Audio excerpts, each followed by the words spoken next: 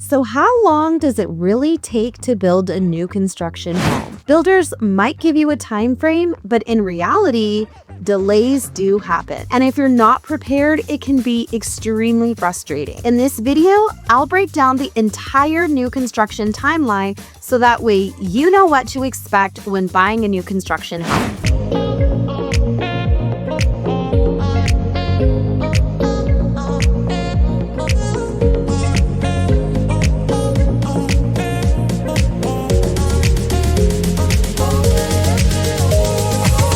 Hey everyone, welcome back to my channel. My name is Rebecca R. Scott and I'm your trusted realtor here in New Mexico. Today, I'm going to walk you through the step-by-step process of how long it will take to build a new construction home. All right, guys, let's get into it. Let's start with the pre-construction phase.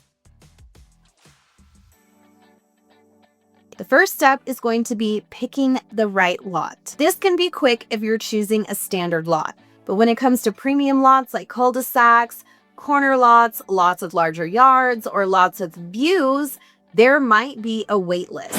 For example, you might find a lot that you absolutely fall in love with. Maybe it's a cul-de-sac lot, but it isn't going to be released for another 2 months. So just make sure that if you have your heart set on a specific location, that you're prepared to wait in the event it's not available when you choose that lot. The next thing that has to happen in this process are the design and upgrade plans.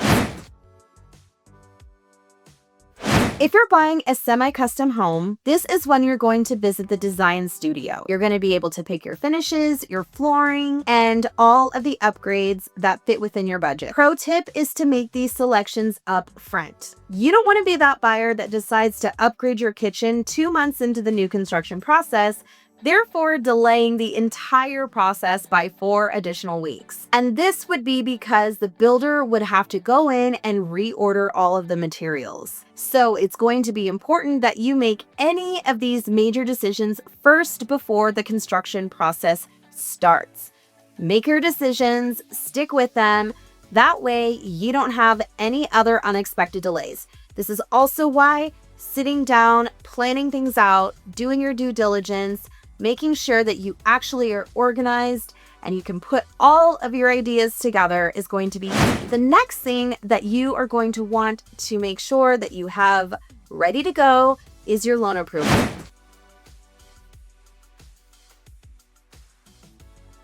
If you're financing, your lender will start final approvals. You want to make sure that you've already asked about rate locks and rate extensions, because if the construction takes longer than expected, you want to make sure that your interest rate doesn't expire before closing. The last thing that you want to make sure that you're keeping in mind when it comes to these timelines that has to take place before construction starts are permits and approvals.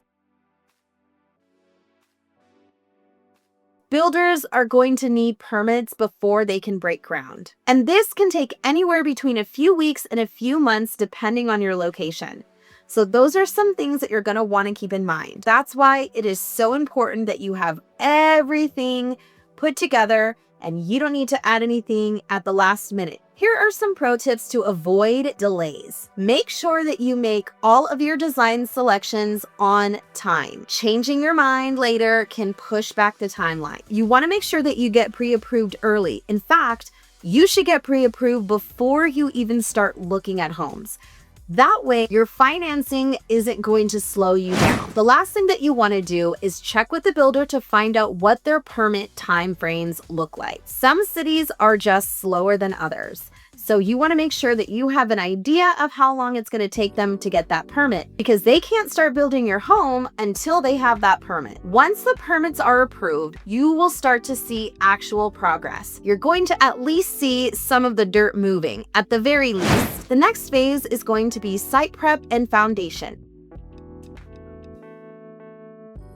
The first part of this phase is going to be land prep. This is when the builder comes in and they clear and level the land. If the soil needs a little bit more work, like an area that has a lot of clay, this might take a little bit longer than expected. A lot that requires a lot of grading can actually add an additional 3 to 4 weeks on your timeline.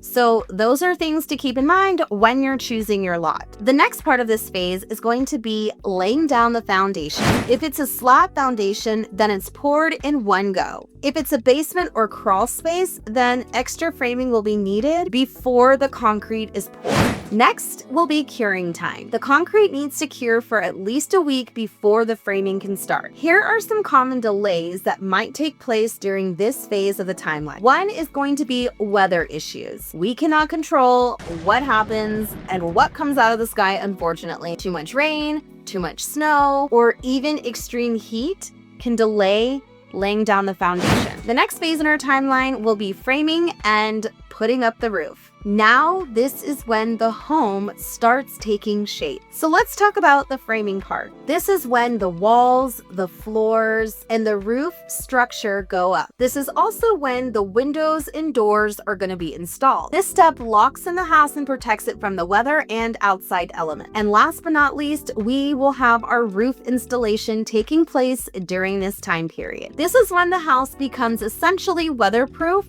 so the interior work in the house can start. Here are some common delays that might take place during this phase. Lumber shortages. If materials are delayed, this can extend the timeline and framing can be paused. And the next up would be labor shortages. Sometimes if builders have multiple projects going on at the same time, that can actually slow things down. So again, this might be a conversation that you want to have with your builder up front before you even decide on what builder you're going to go with. I hope that you guys are finding this video helpful to you in your new construction journey. I've created a free new construction guide that you can get today. You can scan the QR code on the screen, or you can click the link in the description. I have checklists, and I go through the entire new construction process from beginning to end. That way, you have something that you can take with you to help you navigate this process, especially if this is your first time buying a new construction home. So make sure you take advantage of this and get it today. All right, guys, we have made it to the final phase of the construction timeline, and that will be drywall, fixtures, and closing.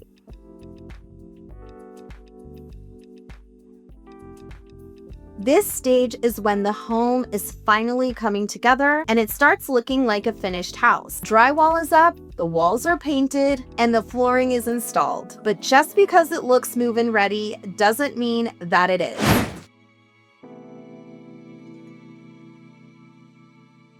Here's what's still taking place behind the scenes during this phase. First will be cabinet and countertop installation. But if you've chosen a high-end order or special countertops, you might want to expect some longer wait times. The next thing that will be installed during this phase will be your lighting and plumbing fixtures. Once the countertops are in, the final electrical and plumbing fixtures can be installed. These include things like sinks, faucets, ceiling fans, and appliances. Lastly, this is when the exterior work begins.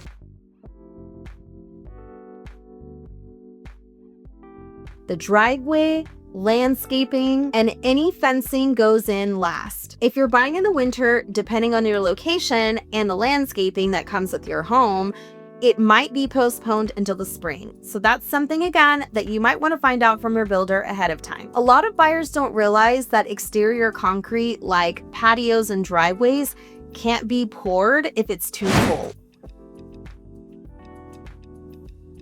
Once everything is installed, the builder does a final quality check. And if you do decide to go with an inspector is going to actually come in and look at your home in the pre-drywall phase and during the final walkthrough. This is a critical step because this is when you will be able to inspect the home for the last time before closing.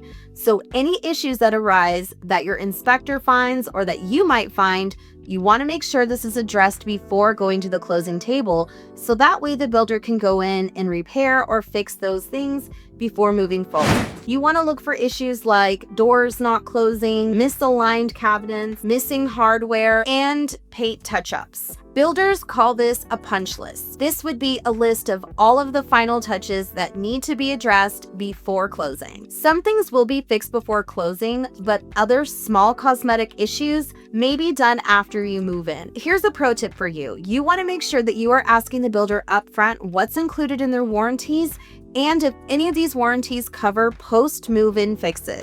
Now it's time for the final inspection and the certificate of occupancy. This usually takes place 1 to 2 weeks before closing. Before you move in, the builder has to get a certificate of occupancy. All this means is that the house is legally safe to live in. This includes a final inspection from the city, making sure that everything is up to code, confirmation that plumbing and HVAC and electrical are all working properly, and a safety check on smoke detectors and carbon monoxide detectors. If any of these fail the city inspection, you will not be able to close on your home until they're fixed and re-inspected. Once your final walkthrough is completed and your certificate of occupancy has been issued, it's time for the closing process. This is when you're going to be signing all of your documents and contract, including your mortgage and property title. Once everything is signed, it is official. You have just bought your first brand new home and you get the keys. If you're thinking about buying a new construction home in the Albuquerque or surrounding areas here in New Mexico, make sure to schedule a call with me. I will leave the link for that below. And if you're not in New Mexico, don't worry, I've got you covered. I can match you with a new construction specialist in your area. So make sure to click on the link in the description below. I will also have it pinned in the comments so we can get in touch and get you started on your new construction journey. If you found this video helpful, make sure to give it a like and subscribe. And I look forward to seeing you all in the next video. Thanks for watching, and I will see you right now.